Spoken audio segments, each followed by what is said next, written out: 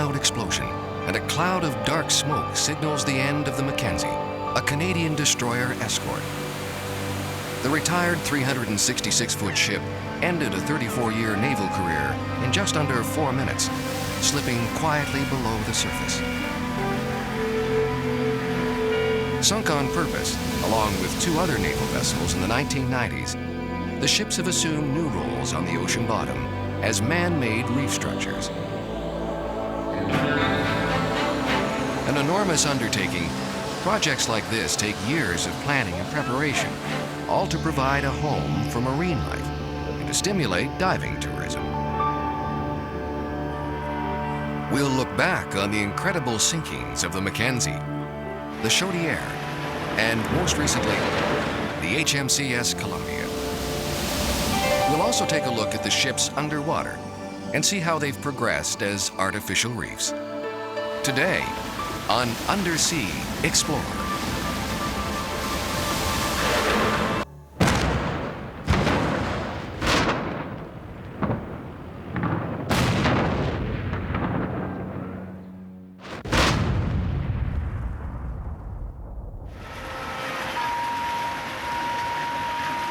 In December of 1992, September 1995, and June 1996, 3 remarkable events took place in the sheltered waters of Canada's Pacific coast. 3 decommissioned anti-submarine destroyer escorts were sunk on purpose as part of one of the world's largest artificial reef projects.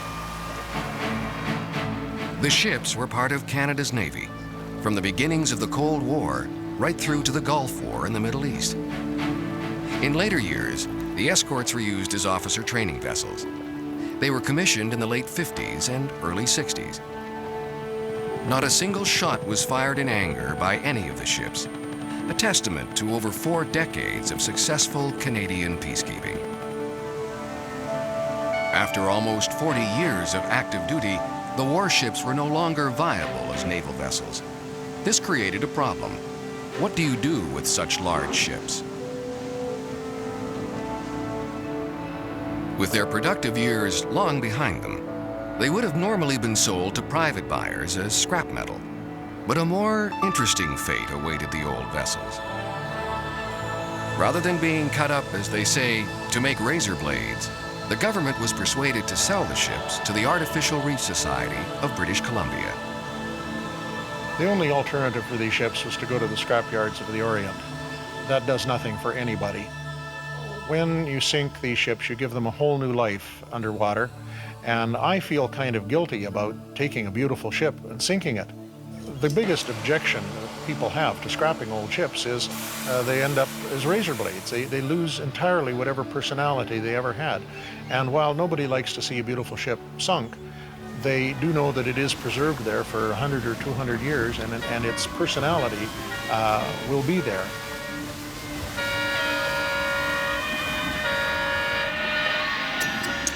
As artificial reefs, the ships attract marine life, where there was previously a barren or sandy bottom. A solid metal hull acts like a naturally occurring reef structure. But instead of taking decades to become established, an artificial reef only takes a few years. The structure of the ship provides a stable surface that animals can attach themselves to.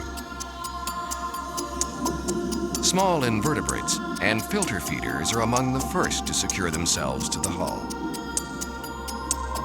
These animals in turn attract fish and eventually mammals. Thus, a new and complete ecosystem is created.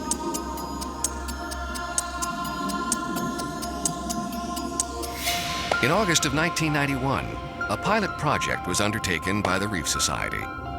The GB Church, a World War II-era freighter, was acquired and sunk off southern Vancouver Island.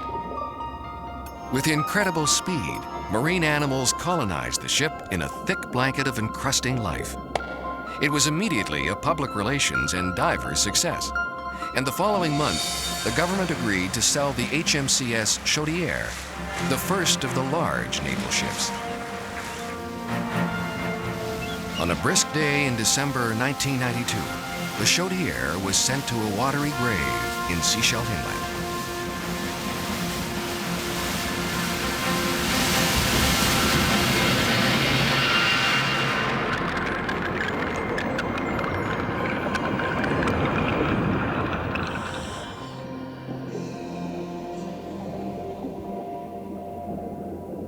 The Chaudière was a learning experience for the Reef Society. Carefully placed explosive charges were supposed to sink the ship upright in relatively shallow water.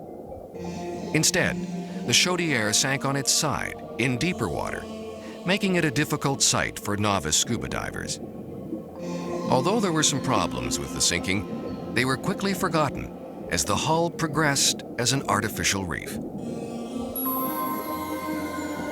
Over 3 years later, the Chaudière is an excellent example of how an artificial reef is colonized by marine life. A colorful bouquet of life now covers the ship. Anemones, barnacles, and tiny fish are only a few of the estimated 100 species that call the reef home. It has been shown that iron acts like a vitamin for marine life. The iron attracts and encourages growth on the exposed metal parts of the ship. Iron does not usually occur in any great abundance naturally in seawater. These artificial reefs are constructed almost exclusively with iron-based steel. As a result, the ships quickly attract encrusting marine life. Vibrantly colored plumose anemones are one of the most striking forms of life that attach themselves to the ship's hull. Tiny nudibranchs, or sea slugs, scour the ship for food. This alabaster nudibranch can crack open the shell of a small snail with its powerful jaws. Small fish, like this grunt sculpin, also call the reef home. Larger fish, like this lingcod, find an ample supply of food on the reef structure. In time, ships like the Chaudière become living laboratories. Scientists have a rapidly evolving ecosystem to study in a controlled environment. We've had a saying in the Artificial Reef Society, if you sink it, they will come. And it's quite true. The fish come, the invertebrate life comes, and the tourists come. It's been a win-win situation for everyone with this program. In September of 1995, a remarkable event was staged near Sydney, British Columbia, the sinking of the HMCS Mackenzie. The Mackenzie was built in Montreal in 1961 and commissioned as a permanent member of the Canadian Navy a year later. An interesting fact is that the ship was used in the blockade of Cuba during the Cuban Missile Crisis. Decommissioned in 1993, the vessel was then sold to the Artificial Reef Society. Preparing the ship for its new home was not an easy task. Reef Society members worked for 6 months, salvaging parts and cutting access holes for divers. The Navy needed a full year to remove oil, fuel, and other toxic substances from the ship. With a clean bill of health from Environment Canada, the ship was ready for sinking. Well-marked entry and exit points were also established to facilitate safe passage for divers who would soon be visiting the ship. A week before the event, the Mackenzie was towed to Vancouver Island and the Institute for Ocean Sciences near Sydney. Tours of the Mackenzie were available to the general public. Hundreds of people lined up to catch a last glimpse of the ship. Told you before, the ops center was where everything was controlled from. The officer of the watch would be up here, along with a navigator. They had a signalman sitting over there, and the bosun's mate would sit sitting over here. This hole was not there at one time, again, to facilitate the divers. The day before the sinking, the vessel was towed in front of the host city, Sydney. Curious onlookers gathered along the shoreline to view the Mackenzie as it passed in front of Mount Baker in Washington State. The day of the sinking, boaters showed up very early to get a good vantage point. Hundreds, perhaps even close to 1,000 vessels eventually gathered to witness the event. As the countdown grew closer, it was evident that the number of people and boats in attendance would far surpass even the most optimistic projections. A few hours before detonation, police demolition experts carefully cut the plastic explosive into small strips. The explosives on the other side of this wood frame will cut a hole out just exactly the same as this, and this compartment, which is the aft mag, will flood very quickly. These two lines here are detonating cord. These lines will carry the shock from the actual detonator at the aft of the boat. So when the firing button is fired, the detonator will go bang. These have high-speed explosives. The shock wave will carry forward along these lines to the charges that are actually in the belly of the boat. Well, this is something we've been working on for more than 2 years, and it all gets down to the last 2 hours, the last half hour, the last 10 minutes. And when this is all over, I'm going to be so happy and so relieved. The last official order of business was a final toast. Dignitaries, former captains, and the media boarded the Mackenzie to pay tribute to the ship's long and distinguished career. Tonight, she leaves this beautiful land of light and air where she will sleep in the arms of the sea for generations to come. So we want to say, as a last thing to Mackenzie, for now and the future, well done, Mackenzie. Mr. Roberts? Thanks. Well done. Gentlemen? Mackenzie. With everyone safely loaded off the decks of the Mackenzie, the ship was ready for its date with history.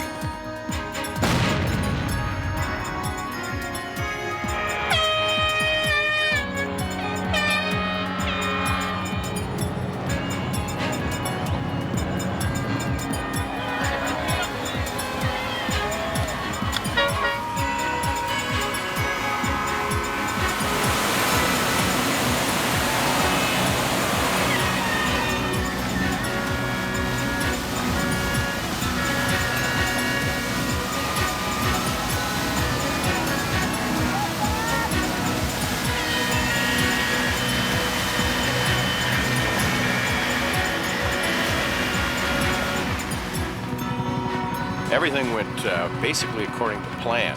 When the explosions went off, we got the water flooding into the ship very low down. That allowed the ship to drive forward in the water and settle basically on her keel. The day after the sinking, a few lucky divers and volunteers were allowed to visit the new artificial reef. With only a slight list to port, the ship landed almost upright. Important lessons had been learned with the Chaudière sinking, and improved explosive charges were much more effective this time. The radar tower lies only 20 to 30 feet below the surface, with the decks and interior of the ship safely within comfortable diving limits. 6 months after the sinking, this is what the radar tower now looks like. Fast-growing bull kelp attached to the tower rises sharply to the surface. 2 colorful nudibranchs anchor themselves to the tower's grid.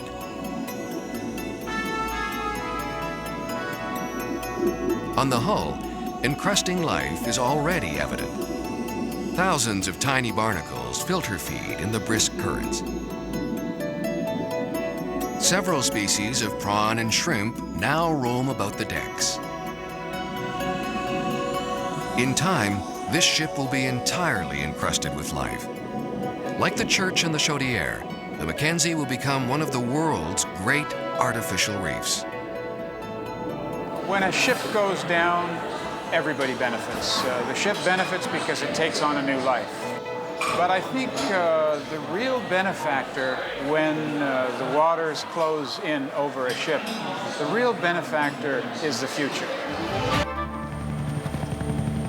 The most recent addition to the fleet of artificial reefs in Canada is the HMCS Columbia. Similar to the Mackenzie and Chaudière, the Columbia is also a 366-foot destroyer escort.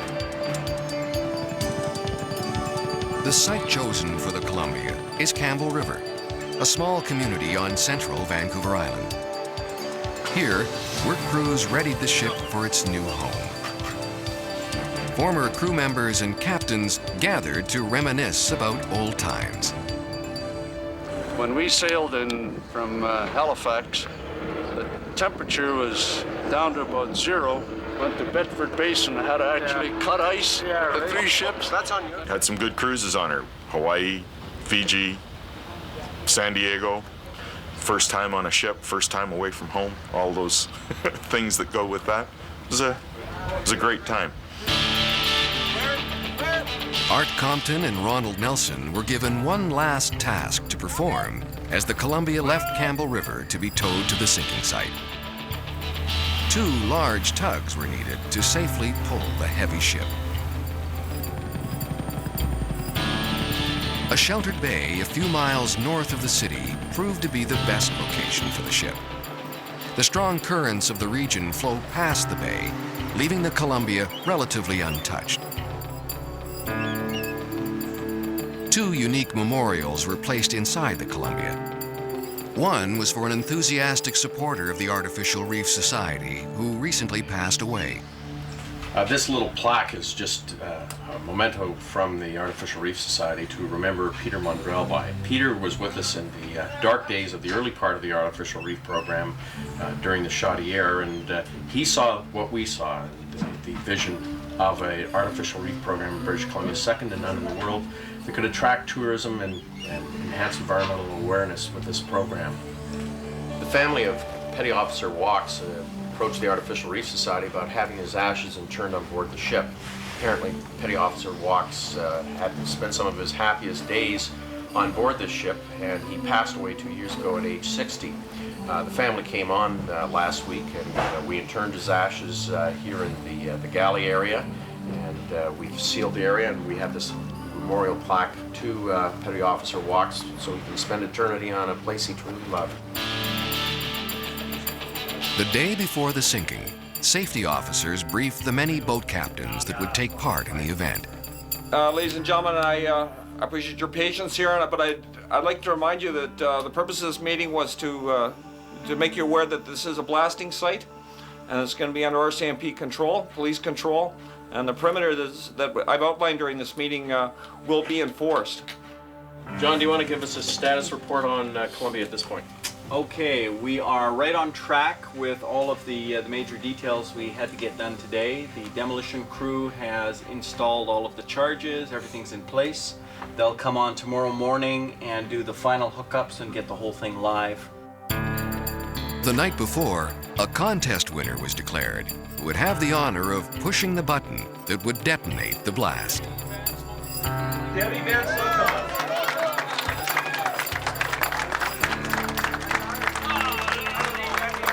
The day of the sinking, last-minute preparations are made. Yeah, we're just putting together the blast curtains for the concussion charges on the side of the hull, the cutting charges. This bubble pack is air-filled pockets will absorb the concussion. As an added bonus for the crowd, fireworks are placed inside the ship's guns. They will precede the actual blast from the explosive charges by a few seconds. Final preparations are made with the onboard cameras. These video cameras will record the sinking as it happens, actually going down with the ship. Crowds begin to form several hours before the blast. Unlike the Mackenzie event, only a few boats will be allowed within the small confines of the bay. RCMP explosives experts arrive for a final inspection. We always dual prime or 2 blasting caps in each of the charges, as well as 2 blasting caps on here. The thing to keep in mind is the last ship sank in 3 minutes and 40 seconds. So if something does go wrong, there's no time to come back on board and fix it. Our biggest concern on the last morning is the fact that there's so much activity going on board, and all of our explosive lines are laid out, and somebody's going to trip or pull something loose on us. So it's a matter of going back and rechecking just prior to any explosives being set off. We will be the last ones off the ship. It's 60 minutes to go before detonation.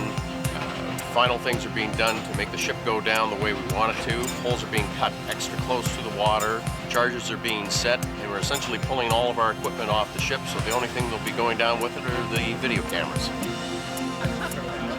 As with the Mackenzie, the Columbia is toasted with a final salute. Gentlemen? Not a dry throat, no house, please. Good. It's a wonderful event. I think, as with all good families, it's a sense of loss because the family's being split up, and of course, first-class ship, which is going down. It's sad in many ways, but she can't last forever, so it'll be a good use. A few minutes before blast time, the onboard cameras are turned on to record the sinking. Bagpipers perform a final tribute to the ship.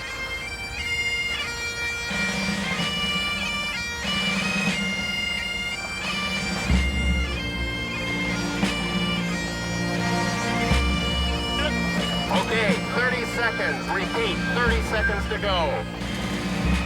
8, 7, 6, 5, 4, 3, 2, 1.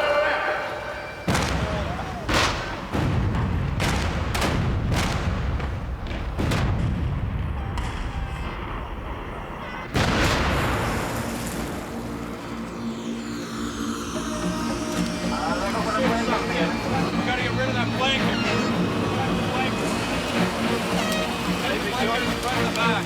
Cut it. Just cut the rope. Cut the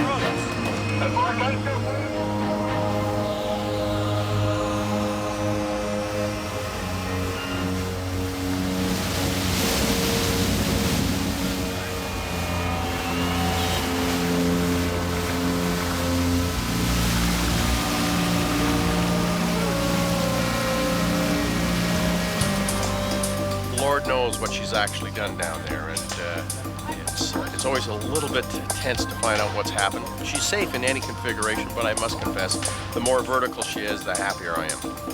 That's wonderful. It's just on exactly the right tilt to make it really interesting. Perfect? Perfect. Perfect. We'll keep you on the barrel. The sinking of these ships is not without controversy. Some groups fear environmental problems, but with strict government standards for cleanups and many proven benefits to marine life, artificial reef programs appear to be successful. The Artificial Reef Society of British Columbia has 2 more naval ships to sink in the next few years. They will undoubtedly not be the last.